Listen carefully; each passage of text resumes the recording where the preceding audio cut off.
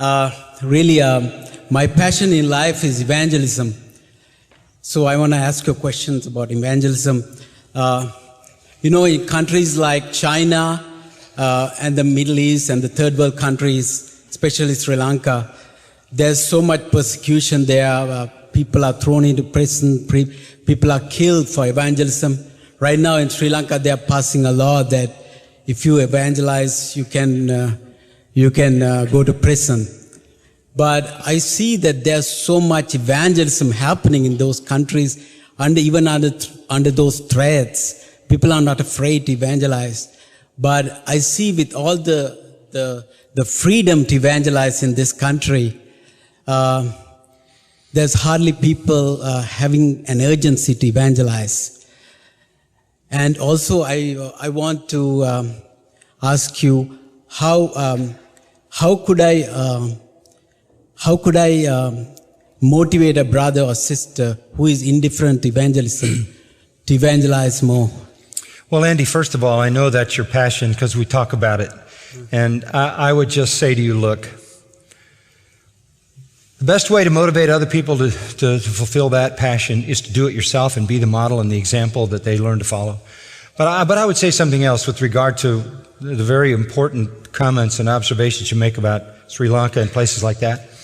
Wherever there's serious persecution of Christians, all the phony Christians disappear, right? They're just not there. The only Christians that are going to take the heat, face the persecution, are the real ones, right? And real Christians tend to be evangelistic. And they have no fear of prison, and they have no fear of death. They have a greater fear of God than that. And they have a greater fear of sin than that, and a greater fear of disobedience than that. So I think in America you would find, if you stripped away all the superficial people who claim to be Christians, you would probably find the same degree of faithfulness here among the true believers who share the glories of the gospel of Jesus Christ as you would find anywhere in the world. It's just that relative to the number of people who claim to be Christians, the number who aggressively communicate the gospel are few and far between. And I think even today, those people who are true Christians, who should be more aggressively communicating the gospel, are sort of anesthetized into not doing it, sort of subdued because their preachers have decided that you can't be bold and you can't be confrontive and you can't present the gospel and you can't confront sin and you can't talk about judgment and hell and all of that because they don't ever do it from the pulpit. So I think they just tranquilize all their people. And they go around in kind of a Christian stupor, not really like soldiers who should be at high levels of alert, looking for every spiritual opportunity to fight the battle. So I think it is not just a Western or an American thing. I think true Christians everywhere understand that.